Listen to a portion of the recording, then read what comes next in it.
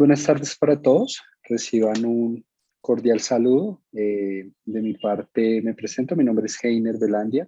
Voy a estar acompañándolos el día de hoy como moderador de este espacio, el cual recordemos que es un espacio creado para ese intercambio de conocimientos. Tenemos la alianza en este caso de varios programas, tanto en México como Colombia, y la idea es que ustedes, los participantes en estos encuentros, tengan la posibilidad no solamente de escuchar unas posturas frente a algunos temas que estamos trabajando, sino la invitación, por supuesto, es que participemos de manera activa. ¿Cómo hacemos esa participación?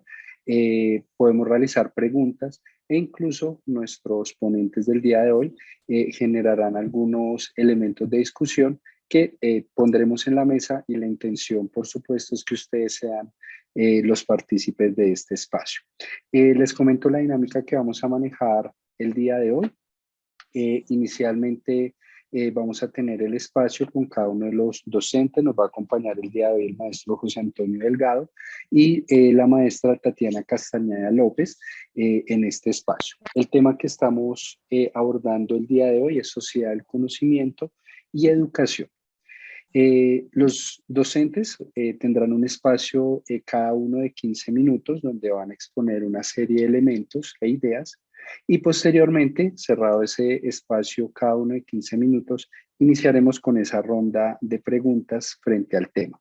Importante, a medida que vayan avanzando las presentaciones, les agradezco por favor por medio del chat, si lo desean, ir poniendo las preguntas que ustedes consideren pertinentes, de tal manera que yo pueda ir organizando esos elementos y vamos generando las preguntas. También a medida que vamos generando la discusión, si surge algún elemento, entonces en ese espacio podemos tomar la palabra levantando la mano y vamos a ir organizando los elementos. De mi parte, agradecerles a todos ustedes por la presencia. Recuerden, por favor, el acceso a estas salas debe hacerse previo registro. Cuando ustedes comparten el link, se genera allí, digamos que, problema para hacer el rastreo de cada uno de ustedes. Entonces les recomendamos, por favor, que cada uno de ustedes haya realizado el registro previo, de tal manera que podamos hacer el seguimiento y posteriormente hacer todo el proceso de certificación. Damos entonces la bienvenida al maestro José Antonio Delgado y a la profe Tatiana López Castañeda, quienes van a hacer una cortísima presentación y de una vez inician su proceso. Les agradezco, por favor, a medida que va avanzando la presentación, ir escribiendo, ir generando esas preguntas que ustedes consideren pertinentes, y por favor tener en cuenta mantener el micrófono cerrado en esta parte de la sesión. Posteriormente vamos a tener la oportunidad de hablar. Bienvenidos a todos, agradecerles su presencia. Maestro José, maestra Tatiana, bienvenidos y los dejo a cargo de este espacio. Bueno, pues muy buenas noches para todos. Yo me presento, yo soy Tatiana Castañeda López, soy docente de la Facultad de Educación de la Universidad de La Salle, soy licenciada en Filosofía y Literatura, hice una maestría en Educación y finalmente estoy terminando mi doctorado en Educación en la UNED de España. ¿Por qué les cuento un poco sobre mi formación? Porque creo que las posturas de las que voy a hablar brevemente sobre la sociedad del conocimiento están muy conectadas con mi formación académica. Soy docente de la maestría en Diseño y Gestión de Entornos Virtuales de Aprendizaje, y nuestra población esencialmente son maestros que trabajan en instituciones públicas con niños y jóvenes del país. Entonces, creo que voy a hablar un poco alrededor de lo que yo he experimentado con el conocimiento y cómo un poco a través de la historia lo vemos hasta nuestros días, ¿no? En la forma en que lo vemos en este momento, por ejemplo, con la educación virtual. Creo que el conocimiento siempre ha sido fuente de análisis durante todo el proceso de la educación, ¿no? Los griegos especialmente nos dieron una serie de pautas sobre cómo nosotros teníamos que acceder al conocimiento. Y ese conocimiento, por ejemplo, en el caso de Platón, era un lugar en donde existían unas ideas en un mundo sensible mientras que para Aristóteles era el mundo de lo empírico, del conocimiento que se podía constatar a través de los sentidos. Sin embargo, esas formas en que se vio el conocimiento en esa época, todos sabemos que fue solamente para ciertos sectores de la sociedad, a pesar de que todos teníamos un interés por el conocimiento, como el mismo Aristóteles lo decía, tal vez la forma en que nos aproximábamos a ella era a través de las clases sociales. Esos cambios frente a las posturas del conocimiento o a la división del conocimiento disciplinar ha sido como el caballito de batalla de toda la historia de la educación en sí misma, ¿no? Los mecanismos en que se ha comunicado a través de maestros y estudiantes y la forma en que, por ejemplo, hasta la época medieval se había conocido los grandes maestros que le daban el conocimiento a unos discípulos. Sin embargo, en la época moderna, pues las cosas cambiaron mucho con el positivismo, ¿no? Y la forma en que se percibía el conocimiento era el conocimiento a través de los métodos y la búsqueda de la verdad, ¿no? Ese positivismo pues nos ha llegado hasta nuestros días en los currículos académicos que nosotros le enseñamos a nuestros estudiantes y está mediada casi toda la investigación por esos medios, ¿no? Por los medios del positivismo como tal. Eh, Sin embargo, hay un tema que está muy atado a la sociedad del conocimiento y está relacionado con la globalización. Cómo nosotros podemos distribuir ese tipo de información, esa información que en este momento ya es inconmensurable, es decir, no tenemos una forma explícita de llegar todas a esa misma información, a pesar de que existen las bases de datos, las publicaciones científicas, el acceso a la información no es algo sencillo en nuestros tiempos. Al igual que los griegos y los medievales, a pesar de que ese momento era solamente a través de mecanismos de la educación en sí misma, en este momento, a pesar de que tengamos el Internet, pues no todos tenemos información de calidad. ¿Por qué digo esto? Porque acceder al conocimiento tiene en este momento una serie de mediaciones y la mayor mediación o el mayor canal de la información es el Internet. Yo no sé si esto sucederá igual en México que en Colombia, pero el 50% de la población en Colombia no tiene Internet, ¿no? Y si la mitad de la población no tiene acceso a Internet, pues tal vez regresamos a la forma en que también se accedía a los conocimientos es a través de la escuela.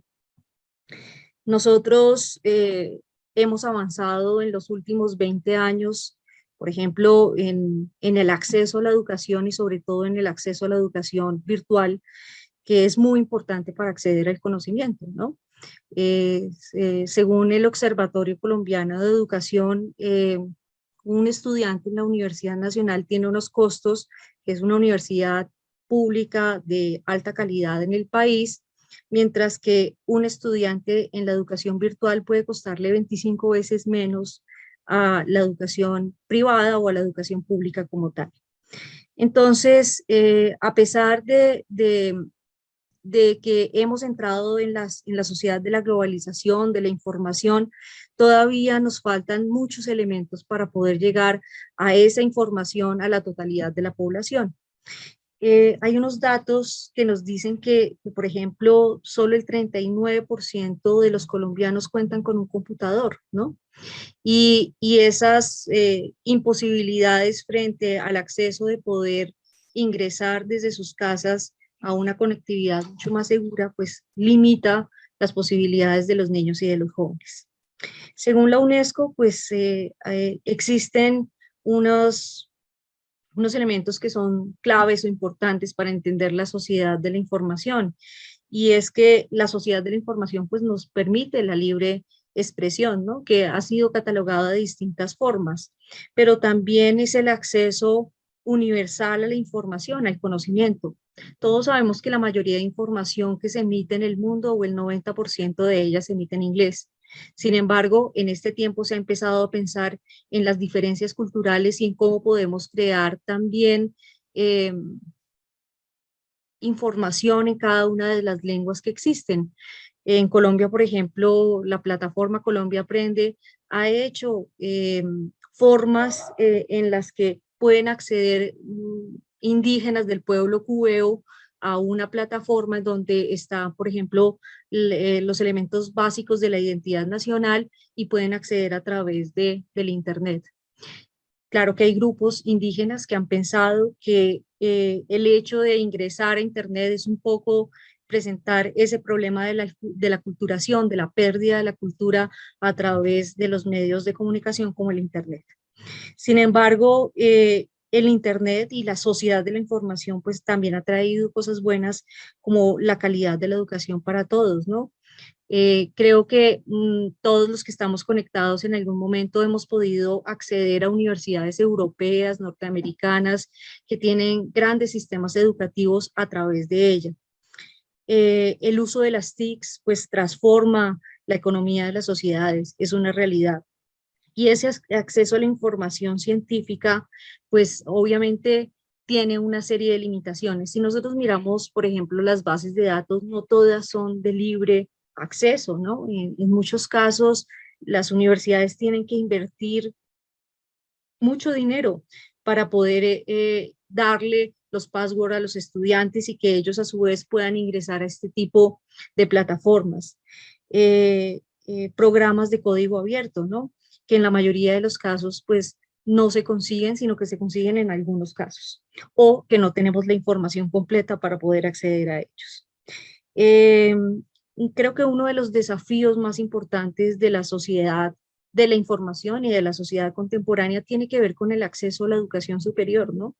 Ya en este momento, después de la pandemia, pues se generaron una serie de desafíos sobre cómo poder hacer carreras técnicas, tecnológicas, profesionales, maestrías, inclusive doctorados en esta modalidad y con este tipo de metodologías.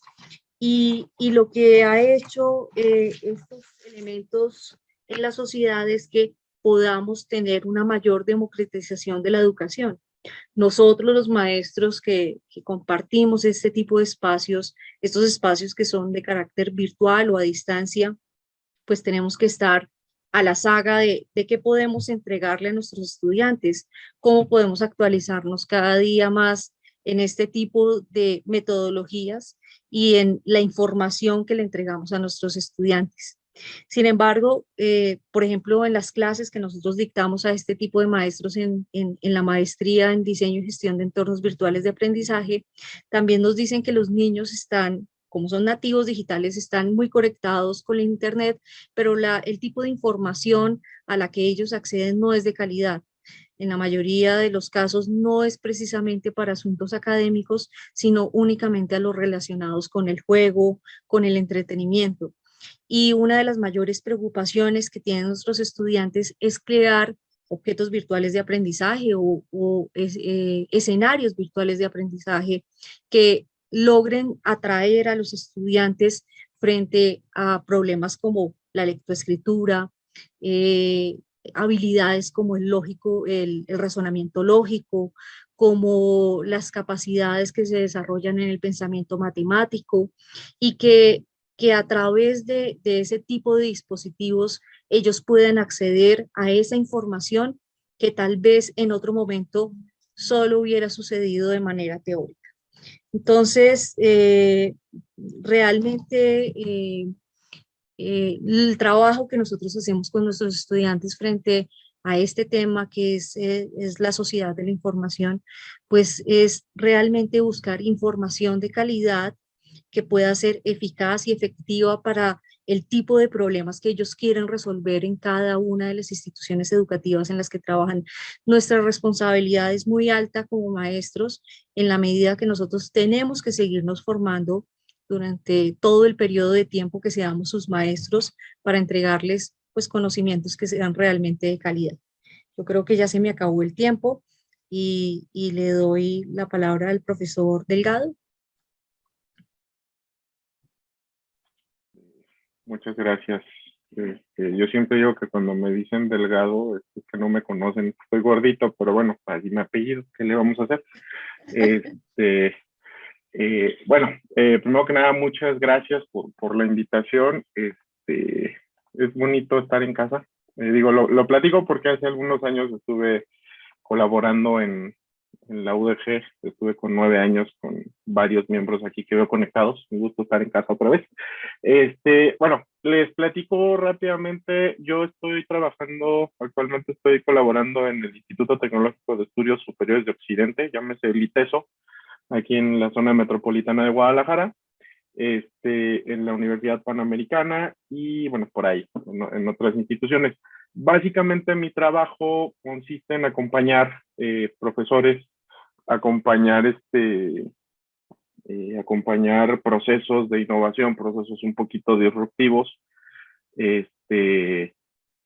por azares del destino, lo platico porque ahorita lo van a ver reflejado ahí en una presentación rápida.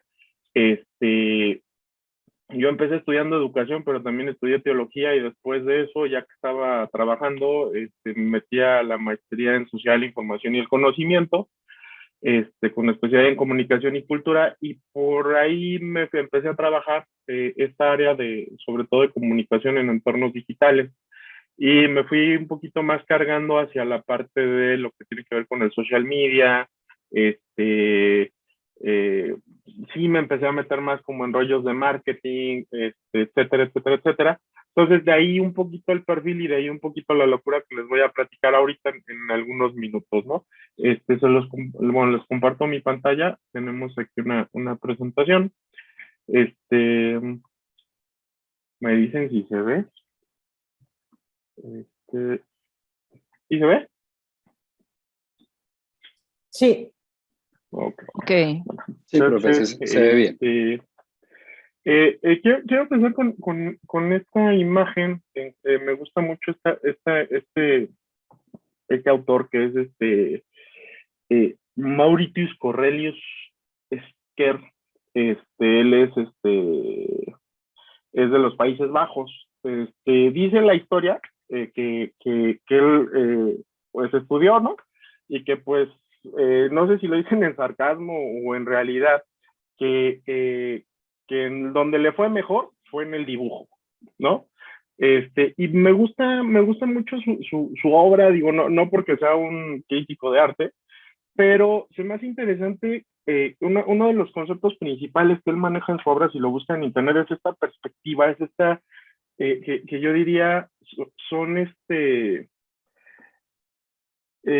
son como mundos imaginarios, ¿no? Esta en general me gusta mucho, porque son figuras que suben, que bajan, si ustedes se fijan, hay una misma dirección en todo, ¿no? A final de cuentas, está juntando tres mundos distintos con tres fuerzas de gravedad.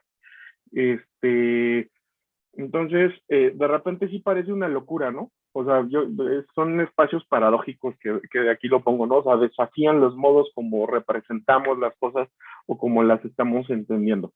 Y digo, me agarro de él para hablar un poquito también de eso. Pero también les quiero contar una historia. Por ahí en 1960, creo que nadie había vivido, todavía todo el mundo es más joven del 60. Por ahí hay un papa, Juan XXIII, que le decían el papa bueno. Él, pues llega, ¿no? Llega a la iglesia. Entonces, ¿saben qué? Pues, de hecho, dicen las malas lenguas que cuando lo escogieron porque ya estaba viejito, entonces no le quedaba como mucho tiempo, pero pues, opas, resulta que prácticamente en 1960, desde el 59, convoca al Concilio Vaticano II, y una de las del argumento fuerte que traía era: abramos las ventanas, ¿no? O sea, abramos la institución, renovémonos, aires nuevos, etcétera, etcétera, etcétera. Eso fue más o menos ahí en el 68. Previo a esto, había un señor que aparece aquí al lado izquierdo de la pantalla, que es Karl Rahner. Es un filósofo, es un jesuita, teólogo alemán, y es como el padre de la teología especulativa, ¿no? O sea, tiene unos libros enormes, densos, o sea, que te puedes tardar días tratando de entender qué significa un parrafito que dice, ¿no? Y digo, lo pongo como ejemplo. Y del otro lado aparece este dominico, Gustavo Gutiérrez, teólogo peruano, y él es teólogo de la liberación. ¿Por qué pongo estas dos cosas? Porque al final de cuentas la teología especulativa, que es la que maneja el Renner, era muy racional, era tratar de entender bueno, lo que él define como divinidad, ¿no?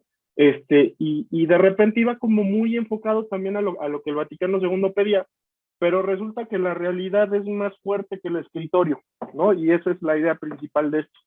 Gustavo Gutiérrez, dominico peruano, con una conciencia, bueno, con una perspectiva muy de a pie, pues dice, bueno, pues sí está padre, ¿no? O sea, hablar de la divinidad, pero pues aquí resulta que en América Latina tenemos un problema grave y tenemos un problema fuerte de acceso, de hambre, de pobreza, etcétera. Entonces digo, lo pongo como dos casos distintos, porque de ahí me voy a agarrar para desarrollar esto. Hay un autor, Nicolás Taleb, tiene un libro que me encanta, es un libro que se llama El Cisne Negro, no es novela, es un ensayo. Nicolás Taleb trabaja en el MIT, y su trabajo es sobre la especulación y sobre el azar, ¿no? De hecho, muchos de sus ensayos tienen que ver sobre el azar.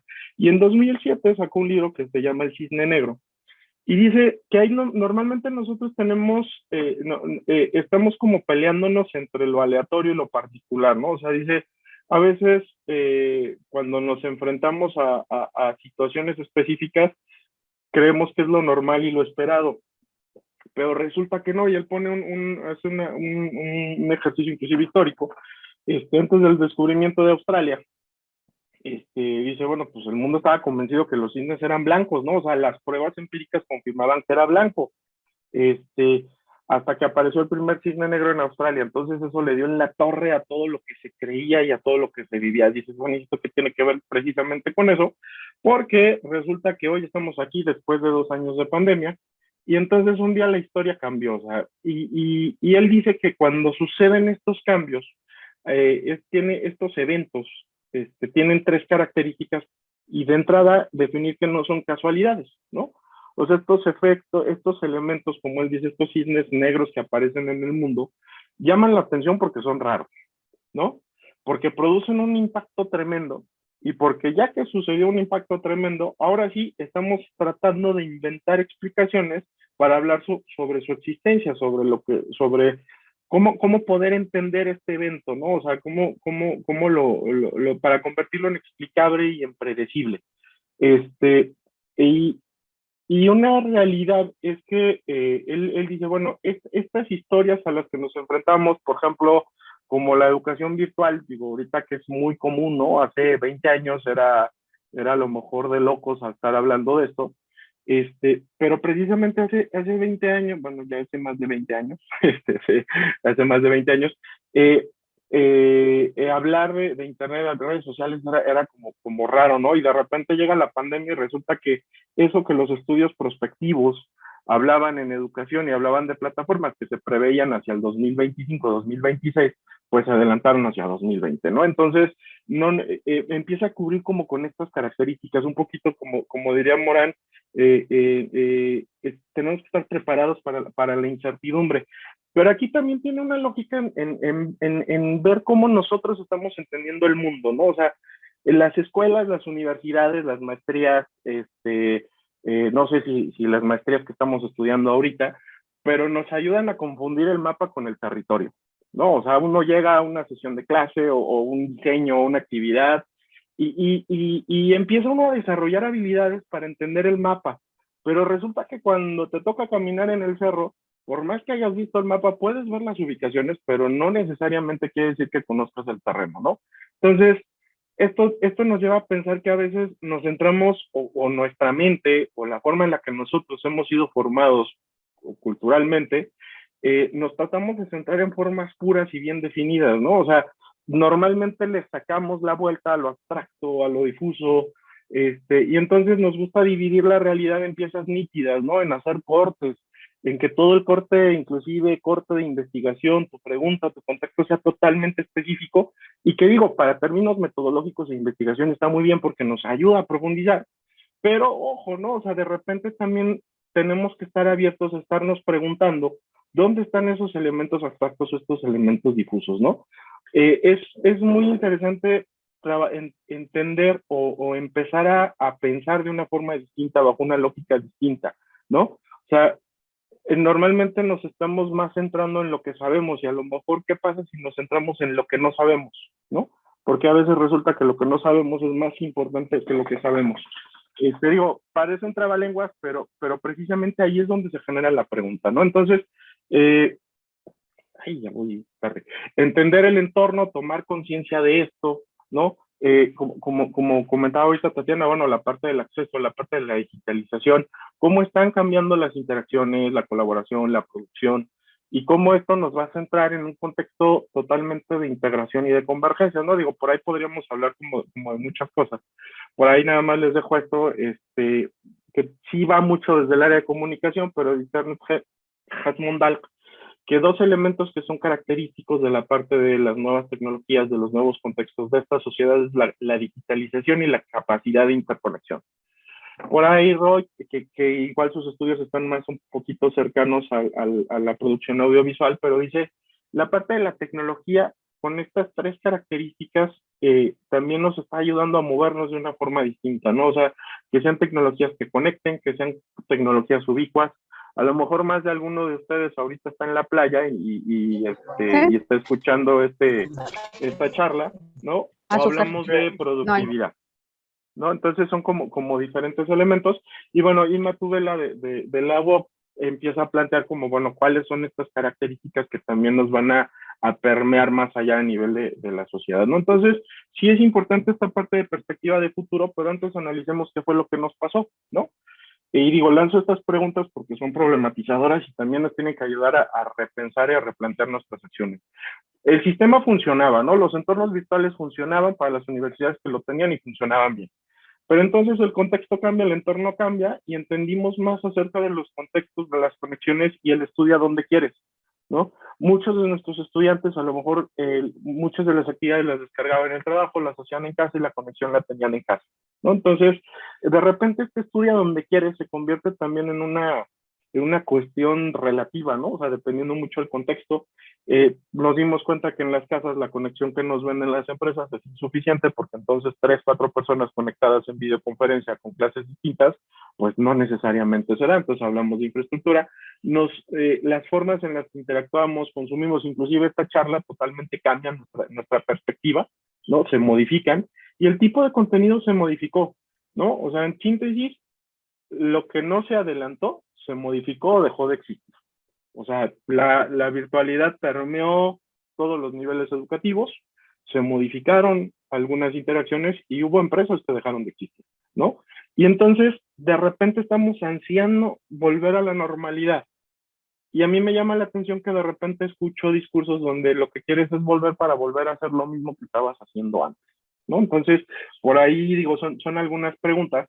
Y este trabalenguas que les pongo a continuación es para hacer más ruido, ¿no? O sea, el reto que nos toca a nosotros como diseñadores de interacciones, diseños de experiencias de aprendizaje, diseños de entornos de aprendizaje, es que estamos muy acostumbrados a ser reactivos, ¿no? Entonces la invitación es no demos respuestas, discutamos cuál es la pregunta y preguntémonos y preguntémosle a la pregunta si es la pregunta que tenemos que preguntarnos o tenemos que seguirnos preguntando. O sea, yo sé que parece un trabalenguas, por eso pongo la cara de Homero Simpson ahí, pero es esa invitación, ¿no? O sea, ¿cuál es el patrón que nosotros tenemos que estar rompiendo en nuestros diseños, en nuestras propuestas educativas, en las experiencias de aprendizaje que estamos proponiendo a cualquier nivel o en cualquier entorno para empezar a romper esos paradigmas, ¿no?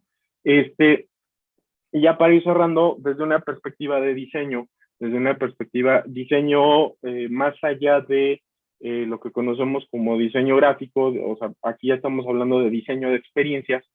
Hace algunos años, en los años 70, 60, 70, el diseño tenía una perspectiva de línea de producción, ¿no? O sea, hablábamos de la relación humano-máquina y lo que queríamos era mejorar resultados, estandarización, generar operadores cualificados. Esto, si lo trasladamos al entorno educativo, es exactamente lo mismo, ¿no? O sea, las instituciones están ansiando, y digo, no me voy a quejar de eso, pero habría que preguntarlo.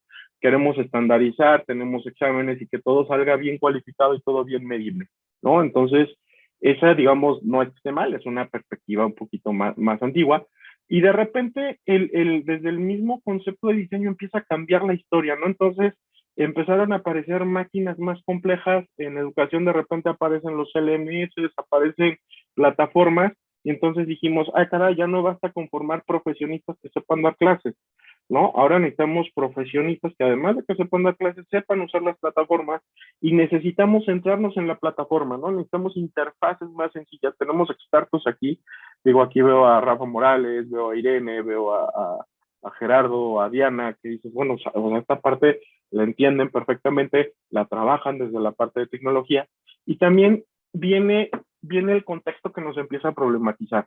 Estamos con personas que consumen contenido, que están acostumbradas a usar la interfaz. Estadísticamente se dice que una persona haciendo scroll en su celular aproximadamente al día son 2 kilómetros. Si alguien es más intenso, hasta 10.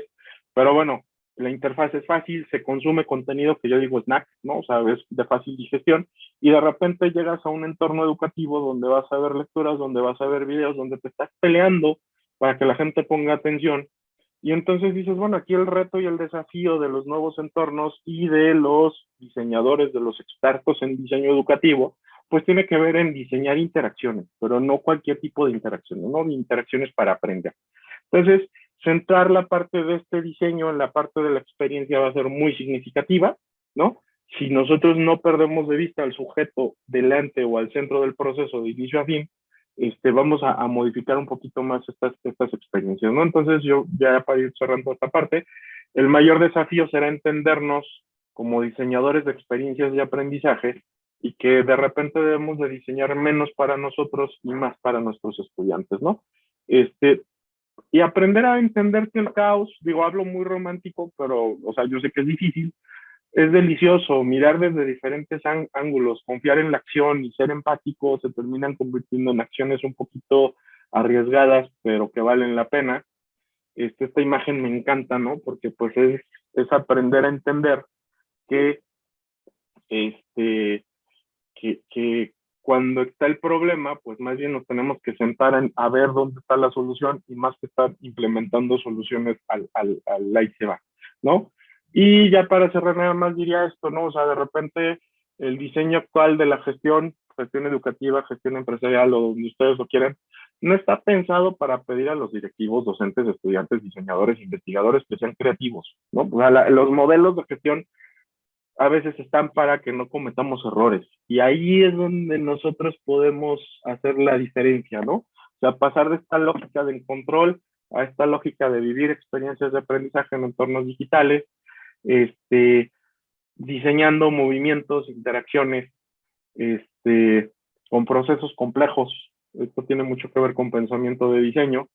Y bueno, pasar a lo colectivo, a la parte de las experiencias, no es imposible, ¿no? Y cerraría con esto, ¿no? O sea, al centro de lo que nosotros hagamos, hablando de contenido, hablando de conocimiento, es generar empatía, ¿no? O sea, cuando al centro ponemos a la persona, más allá de los intereses o de los papeles o de las constancias, normalmente vamos a hacer mejores diseños y mejores experiencias, ¿no? Entonces, bueno, yo ya con esto terminaría.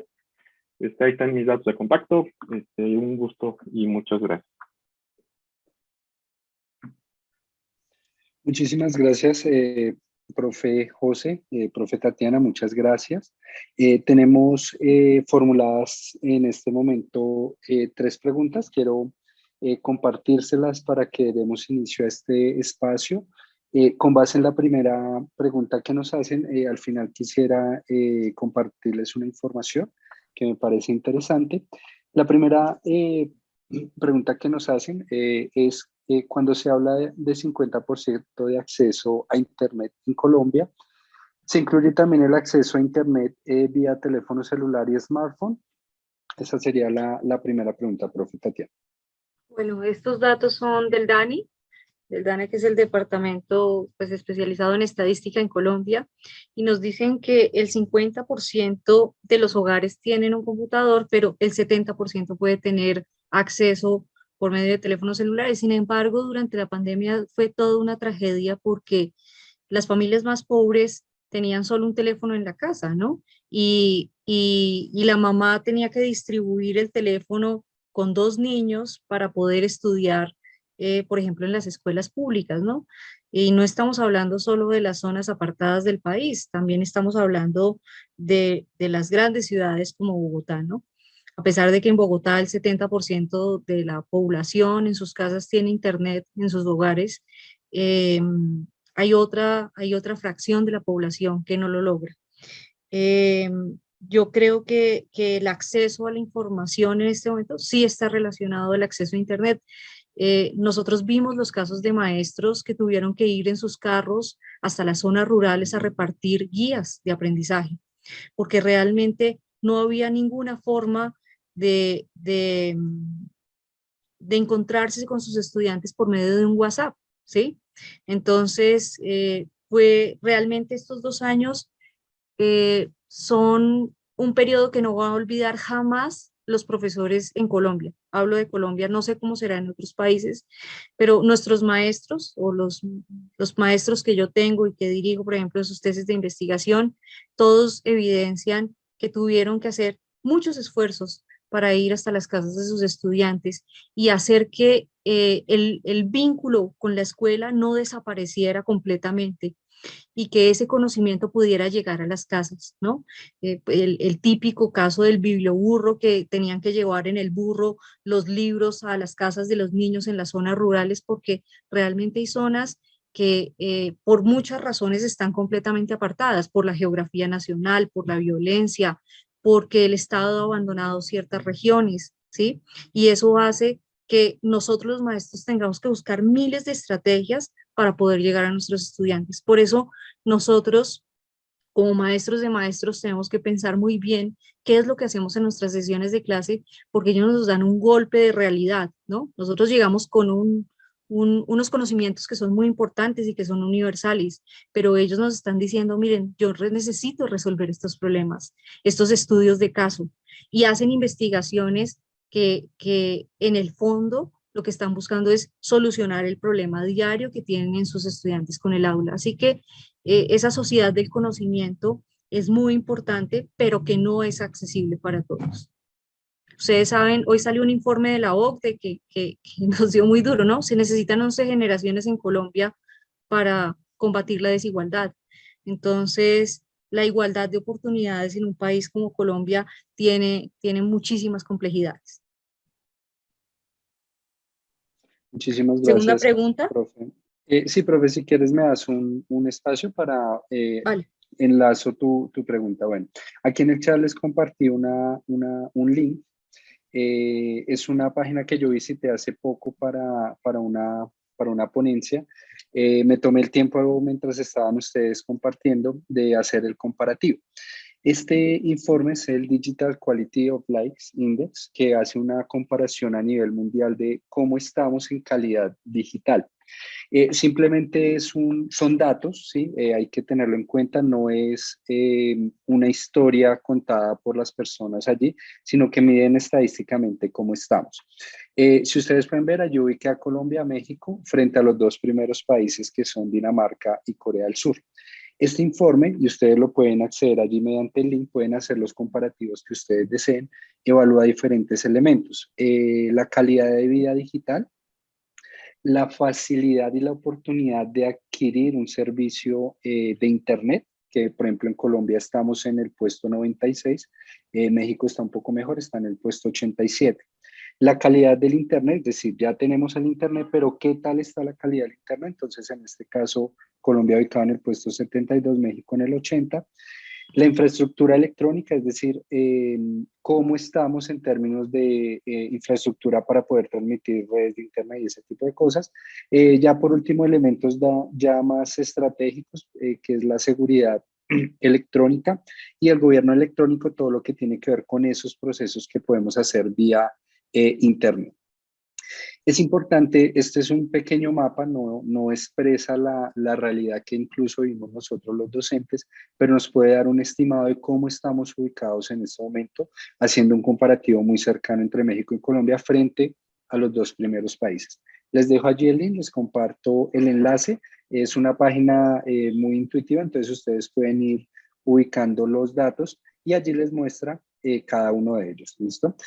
Profe Tatiana, les comparto la segunda pregunta para que también el profe José nos pueda compartir su experiencia. Y la pregunta es, ¿cuáles han sido los retos en la alfabetización digital en los docentes? Bueno, pues los retos han sido múltiples porque los profesores que nosotros tenemos en la universidad, todos son eh, profesores de escuelas públicas en el país. Y depende de la localización en la que se encuentren y de las edades, ¿no? Hay personas que deciden estudiar una maestría eh, mm,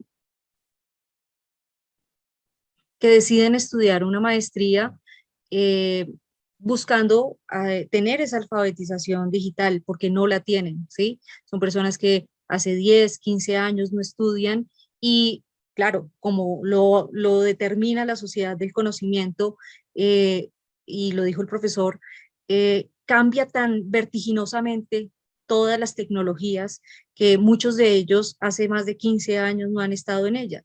Entonces, realmente el trabajo que hacemos en la maestría es muy importante porque todos tienen niveles distintos y nosotros como maestros tenemos que acoplarnos a esas alfabetizaciones digitales, es decir, tratar de aproximarnos desde cursos como diseño instruccional, como investigación, para que ellos puedan aprender desde ceros todo lo que requieren y después convertirse en personas que puedan hacer libros digitales, que puedan hacer OVAs, que puedan hacer escenarios virtuales. Y hay un factor que es muy importante, el aprendizaje colaborativo. Hay profesores que son ingenieros de sistemas, de matemáticas, licenciados en tecnologías, y hay otros que son de inglés, de física o de matemáticas, y hacen grupos y esos grupos empiezan a hacer un trabajo que es colaborativo. Ese trabajo colaborativo pues resulta ser muy productivo para nosotros y hace que los que no tengan las capacidades puedan adquirirlas en algún momento. Sin embargo, para otros estudiantes que yo tengo que no son de la maestría, sino que están trabajando licenciaturas, que viven en Chocó, en La Guajira, en Casanare, pues es mucho más complejo porque inclusive se tienen que trasladar de una localización a otra para poder recibir la clase porque no tienen internet en algunos lugares del país. Entonces, realmente son esfuerzos inmensos para que se pueda realizar. Ojalá, como sucede en los países de América Latina, eh, eh, la corrupción no se lleve la mayoría de los dineros de instalación de redes de Internet en las zonas más precarias del país y nos puedan realmente ayudar las políticas públicas a que esos maestros puedan tener más acceso a la información.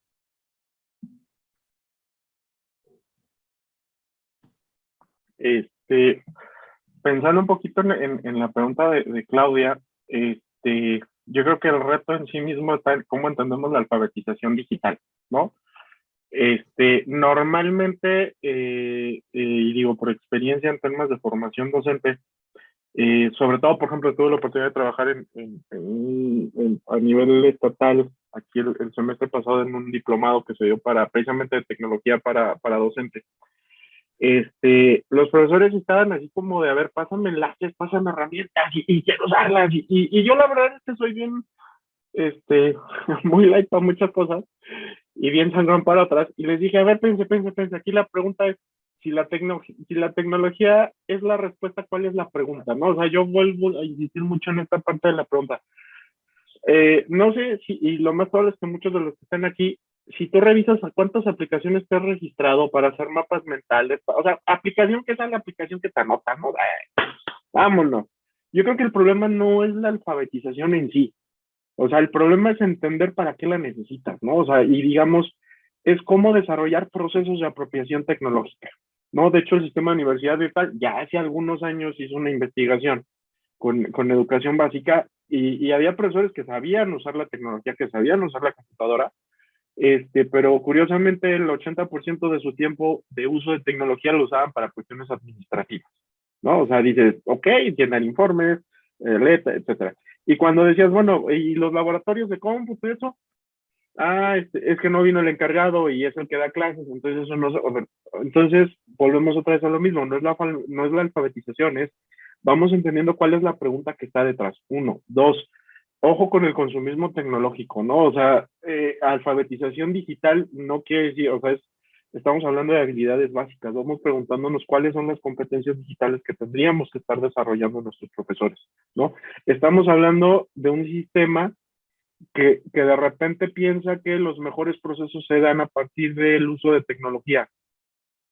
No voy a decir ni sí ni no, nada más voy a preguntar si eso es lo que verdaderamente se está queriendo, ¿no?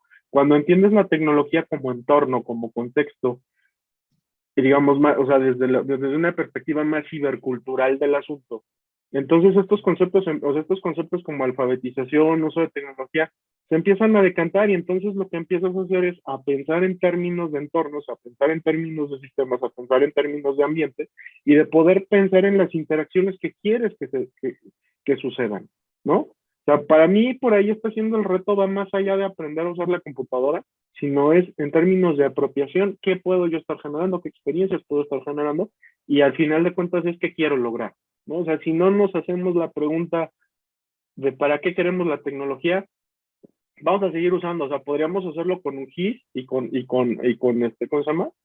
Con un pizarrón, o sea, porque al final de cuentas muchos usan tecnología para poner una presentación en PowerPoint y leerla.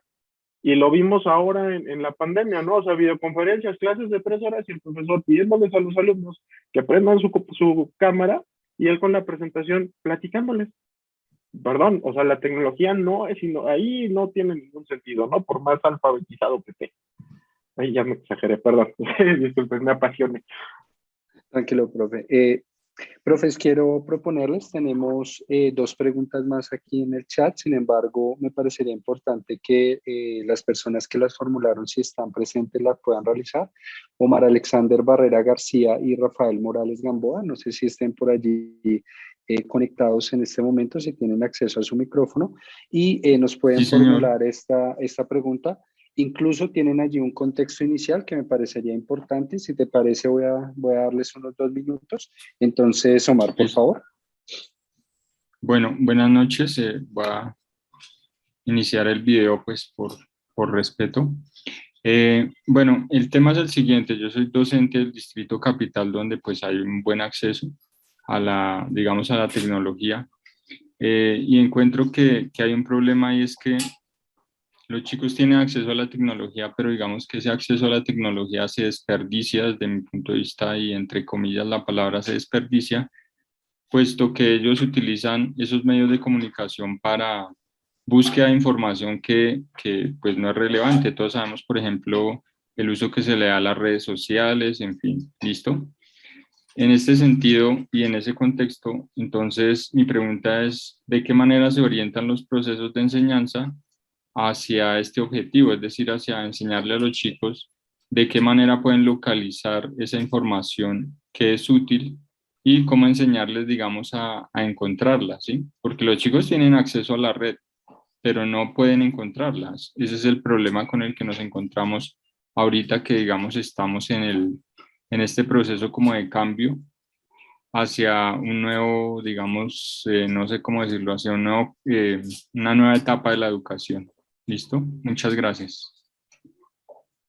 Muchísimas gracias, Omar. No sé si el profe José o la profe Tatiana quieren hacer allí alguna observación frente a la postura que nos plantea Omar. Me voy a lanzar. Yo creo que aquí el punto, Omar, es utilizaste una idea muy interesante, ¿no? Es, a ver, los chicos saben usar tecnología, pero entonces tú empiezas diciendo que el uso que le dan a la tecnología no es relevante. Entonces, yo de entrada diría, a ver, cuando ya nos presentamos así frente al escenario entre lo bueno y lo malo, normalmente pues ya vamos de gane el profesor, ¿no? Porque es el que está emitiendo el juicio, ¿no? O sea, lo estamos viendo desde, digamos, como desde cierta perspectiva. No voy a decir si está mal o bien, simplemente entender que nosotros ya tenemos una postura frente al hecho que está sucediendo, ¿no? O sea, los chicos no hacen un uso relevante de las tecnologías. Entonces, una de las cosas que un tanto con el concepto que les decía esto, ¿no? O sea, diseñar experiencias de aprendizaje centradas en el usuario, centradas en el estudiante. De entrada, nos tendríamos que estar haciendo la pregunta: ¿dónde están parados nuestros estudiantes y cuáles están siendo sus intereses? ¿No? O sea, la forma en la que ellos van a llegar a la información va a ser que se les esté lanzando. Normalmente cuando la pregunta, y aquí lo conecto con algo que dice, hay un doctor, el doctor Miguel Bastrech, digo, lo cito porque fue mi jefe en el ISTE, eso lo pueden buscar. Y él de repente nos decía, a ver, aquí el punto es, cuando estás diseñando, es también meterle esta parte emocional, ¿no? O sea, a ver, estamos muy acostumbrados a pensar en objetivos, lo que tiene que desarrollar el estudiante, lo que tiene que hacer. Y de repente cuando conectas con cuál es el emocionable de la tarea, cuál es el punto de enganche que pueda emocionar al estudiante, suceden cosas mágicas. Por eso me refiero a términos de empatía. Cuando generas empatía, cuando conoces el contexto, cuando entiendes sus problemáticas y sus necesidades, puedes trabajar inclusive por proyectos y puedes hacer que accedan a información que sea pertinente, que sea relevante y que les ayude a solventar su gap de información, ¿no? Yo lo pienso un poquito desde ahí, más desde el diseño de experiencia, más desde el diseño centrado al estudiante, y yo diría, el uso que le dan no es bueno ni malo, simplemente le están dando un uso, ¿no? Porque también suceden cosas muy interesantes en esos entornos fuera de los ámbitos escolares, y de hecho hay muchos estudiantes que generan conocimiento y generan aprendizaje fuera de la escuela en esos entornos, ¿no? Entonces, por ahí iría más bien mi invitación. Gracias, profe José. Yo quisiera allí agregar algo, Omar, frente a lo que menciona el profe José, y es lo siguiente. Hay una teoría muy interesante desde el diseño. En Colombia nosotros, hago el paréntesis, tenemos la noción de que el diseño es solo el diseño gráfico, pero cuando hablamos de diseño estamos hablando de una área, una disciplina que se encarga de todos estos elementos, de cómo se crean elementos para los usuarios. Frente a ese elemento que tú mencionas, hay una teoría muy importante, y es cuando se crean los objetos, se crean con una intención, pero no sabemos socialmente para qué se van a usar. Y este ejercicio es muy importante frente a lo que tú mencionas. Si tenemos el Internet, tenemos los celulares, se crearon con una intención, pero nunca pensamos que se fueran a crear las noticias falsas o que se fueran a crear los memes, ¿sí? Eso nos da una noción.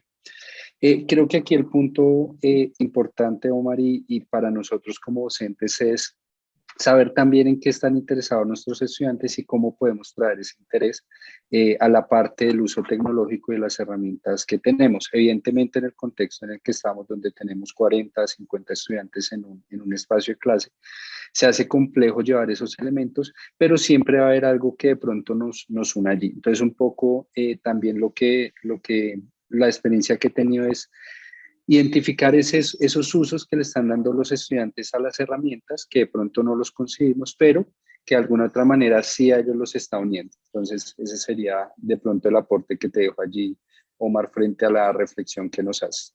No sé, profe Tatiana, si vas allí a hacer alguna ampliación, y le damos la palabra enseguida a Rafael Morales, no sé si está conectado. Bueno, yo lo pienso más desde lo pedagógico, ¿no? Y creo que una secuencia didáctica o un diseño como tal pedagógico debe crear rutas de aprendizaje. Y esas estrategias son las que nosotros utilizamos como maestros para que ellos puedan llegar a la información que nosotros queremos que lleguen, ¿no?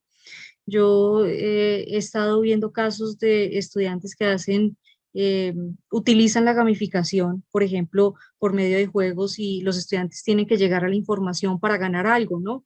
Ganar algo dentro de un juego o dentro de la instrumentalización del juego como tal, ¿no? En el caso de los niños. En el caso de los adultos o de los jóvenes, pues yo pienso que lo mejor para diseñar la mejor estrategia es explicarle a los estudiantes cuál es el propósito de hacia dónde se debe de dirigir ese tipo de contenidos, por qué son importantes, motivarlos alrededor de ellos, ¿no? Y esas son estrategias pedagógicas que, a pesar de que utilizamos entornos virtuales de aprendizaje, no se deshacen de la pedagogía como tal, ¿no? No se deshacen de los grandes elementos que están detrás, que es un proceso de enseñanza y aprendizaje. Muchísimas gracias, profe Tatiana. Bueno, tenemos un aporte de Rafael Morales Gamboa. Lo invito, por favor, para que tengas espacio. Ya está aquí. Entonces, Rafael, te voy a dar 2 minutos para que nos compartas tu idea. Sí, bueno, salió a colación de una lectura reciente que yo hice, donde básicamente explicaban la postura de un sociólogo, Niklas Luhmann, sobre la educación, y lo que comentaban ahí es que para Luhmann la educación rechaza la tecnología, pensando en un sentido amplio, con normas, métodos, procedimientos, herramientas, que todo lo que vaya más allá de la toma de decisiones continua de parte del docente para decidir en todo momento qué es lo que se debe hacer, ¿no? Entonces, todo lo que fuera un acotamiento a procesos predefinidos de alguna manera. Entonces, en ese sentido me llama mucho la atención un poco en las dos presentaciones, una presentación que hace énfasis en es triste porque realmente son las situaciones por las que estamos pasando nuestros países. El caso de México no es muy diferente al caso de Colombia en cuanto a conectividad y uso de computadoras por casa, etcétera. Pero ya estamos hablando de un 70, 75, 80% de la población con acceso a la tecnología, particularmente si pensamos en las situaciones más urbanas, el número crece de alguna manera también de manera importante. Entonces, de alguna manera, sigue habiendo un cierto énfasis en los casos, en las minorías, ¿no? Por decirlo así, en los casos menos comunes en vez de los casos más comunes, ¿no? Entonces, y cabría la posibilidad de que por preocuparnos por los casos menos comunes dejemos de lado el atender los casos más comunes. Y por otro lado, en la plática de CAS, como le decíamos cuando estaba aquí en el Zoom, el énfasis en el diseño de la experiencia, ¿no? O sea, pero el diseño de la experiencia de alguna manera tiene que estar sostenido en toda una estructura que sostiene el diseño, ¿no? Entonces no podemos diseñar en el aire, el diseño tiene que tener una cierta estructura, que en este caso sería esa tecnología en ese sentido amplio que sostiene para poder diseñar encima, ¿no? Entonces, en ese sentido, o sea, me llama la atención ese contraste y de alguna manera una cierta confirmación de la postura de Luhmann en el sentido de un cierto rechazo a la tecnología, a lo común, a los procesos predefinidos, a las cosas que se pueden hacer para la mayoría de la población, etcétera. Muchísimas gracias, Rafael. Profe José, no sé si de pronto ibas a hacer allí alguna ampliación, observación sobre lo que nos menciona. Y creo que es una pregunta muy interesante. Y en ese sentido, ayer di una clase y se me ocurrió en mi clase llevar servilletas, ¿no? Pues, o sea, a pesar de que digo, en la institución en la que trabajo tenemos los recursos, está bien, pues es una universidad privada, que tiene, digamos, está bastante bien equipada, ¿no? Curiosamente me voy a confesar, espero que no me escuche nadie de mis jefes, yo decidí este semestre, como ya volvimos a la presencialidad, no usar plataformas, y no estoy usando presentaciones en PowerPoint, ¿no? Que era lo que esperaban mis estudiantes. De hecho, hasta se sacan de onda, ¿no? Porque precisamente están muy acostumbrados a llega la presentación, le tomo foto y en su vida vuelven a ver esa foto, ¿no? Pero bueno, y aparte les das la presentación y jamás la vuelven a ver. Y entonces se sacaron de onda, ¿no? Porque pues llego yo con mis locuras a clase y les digo, chicos, hoy vamos a trabajar en una servilleta. La materia tiene que ver con proyectos. Entonces, hay un concepto por ahí que no sé si lo han escuchado, visual thinking, ¿no? Pensamiento visual. Y hay un autor que se llama Dan Roam, que tiene un libro muy, muy padre que se llama Tu negocio en una servilleta. Y él empieza a desarrollar este rollo como del pensamiento visual literal con palitos y bolitas, ¿no? O sea, a dibujar. Entonces, mi ejercicio con ellos fue platícale a tu compañero de qué trata el proyecto, pero dibujándoselo, ¿no? Entonces todos se quedaron así como de, y digo, lo digo porque al final de cuentas también eso que usé ayer fue tecnología rudimentaria, pero fue tecnología. Usamos un lápiz, usamos una servilleta y estaba más centrado en el tipo de interacciones que yo quería desarrollar. Por un lado. Por otro lado, creo que por donde estás planteándolo, tiene que ver más con procesos de educación desintermediada, ¿no? O sea, procesos de educación que van más allá. Se escuchan unos perros que se están peleando, son los míos que están aquí atrás. Ya. Procesos de educación desintermediada, donde precisamente el proceso está centrado, permítanme. Ya, perdón. Perdón, se me fue el rollo. Les decía que esta parte como de los procesos de desintermediación, precisamente es cuando el sujeto empieza a tomar como sus decisiones de que sí y que no. Curiosamente, la pregunta o la respuesta, la pregunta que tú formulaste, Rafa, fue: los maestros rechazan como este tipo de estructuras, ¿no? Aquí lo importante, yo diría, no es el maestro, lo importante es el sujeto que va a aprender. Volviendo a citar a Miguel Valdés, él dice, a ver, la educación, el aprendizaje es un proceso incierto. ¿Por qué? Porque el proceso sucede en el estudiante. Él es el que decide qué es lo que va a estar haciendo, él es lo que decide para dónde va. Y en ese sentido, cobra relevancia disponer de los elementos, disponer del contexto y los recursos y elementos necesarios para que el aprendizaje suceda. Al final, quien tiene la decisión y quien lleva su proceso es el estudiante. Entonces, apostarle a procesos de autonomía, apostarle a procesos de autogestión, termina cambiando el rol del docente como lo entendemos, ¿no? Y termina cambiando también el rol de las instituciones. Muchas empresas ya están teniendo sus propias universidades, procesos de calificación, procesos de certificación. Hay muchos, sobre todo en estas como Creana, como Doméstica, donde uno llega, toma el curso y entonces estás pensando en contenidos, estás pensando en habilidades que tienes que desarrollar, pero que el certificado te importa 2 carajos, ¿no? O sea, no estás concursando por una plaza, lo que quieres es desarrollar ciertos aprendizajes para que te ayuden a solventar tu necesidad, ¿no? Y entonces creo que ahí ya también es empezar a cambiar el rol del docente hacia un rol de diseñador, pero también el rol de las instituciones, qué es lo que las instituciones están ofreciendo y cómo de repente van a estar compitiendo con estos entornos, ¿no? O sea, obviamente vuelvo otra vez, cuando piensas en tus diseños, cuando piensas en tus experiencias desde la experiencia del sujeto, la perspectiva cambia, porque entonces ya no voy a estar hablando de normas, métodos, a final de cuentas los elementos del ambiente, pensando desde el concepto de ambientes de aprendizaje, están dispuestos. Las interacciones las empiezan a generar los estudiantes. El rol del profesor cambia, las reglas cambian, ¿no? Aquí a veces lo que nos cuesta es pasar de la lógica del control a la lógica de la actividad, ¿no? A la lógica de la problematización, para que los estudiantes puedan entender y darle sentido a sus experiencias y a sus actividades.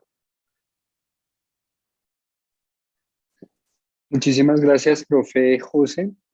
Profe Tatiana, de la misma manera, vamos a dar cierre entonces a nuestro espacio. El profe José amablemente nos ha compartido allí por el chat 2 elementos. Uno es una lectura, si no estoy mal. El otro es el documental sobre los diseños disruptivos, para que por favor podamos tomar allí el link que aparece en el chat. De mi parte... Perdóname. Yo les Sí, recomendaría, hay una lectura sobre teoría discursiva y sistemas sociales, precisamente sobre Luhmann, se llama Habermas y Luhmann. No tengo el link en este momento, pero sí habla de la clase como un sistema autopoyético, ¿no? Entonces, sería interesante analizar a Habermas a la luz de Luhmann frente a la noción del maestro, que puede ser muy interesante frente a la teoría discursiva y los sistemas sociales. Gracias, Muchísimas perdóname, gracias, profe Jaime. Tatiana. No, tranquila. Profes, un agradecimiento por este espacio que nos han regalado a los estudiantes que participaron, agradecerles por esos aportes. Quiero extender de manera muy puntual el día de hoy nuestra invitación al próximo encuentro que va a ser el próximo jueves 7 de abril. Nos vamos a encontrar en un espacio de uso y potencial del proceso, en procesos de aprendizaje, perdón, uso y potencial de juegos en procesos de aprendizaje. Recuerden que es un espacio compartido entre la Universidad de Guadalajara y la Universidad de La Salle en Colombia. La intención también es invitarlos de una vez para que hagan allí la inscripción. Recuerden que cada semana tenemos un link de inscripción diferente y un link de Zoom diferente. Y invitarlos para que una vez nos preparemos para dentro de 8 días, si tienen elementos que quieran traer a la discusión, preguntas, es fundamental para nosotros esa visión y ese aporte que ustedes tienen como estudiantes en este proceso. Allí en el chat ya está la invitación para que una vez puedan ir haciendo su proceso. Profe Paola, agradecerle por dejarme liderar el día de hoy este espacio. La dejo aquí entonces para cerrar el encuentro. Muchas gracias, maestro Jainer. Gracias a todos los que nos acompañaron. Es un gusto trabajar en esta actividad colaborativa y pues no hay nada más que decir que nos vemos la próxima semana. Saludos a todos y un abrazo. Feliz noche. Gracias, buenas noches.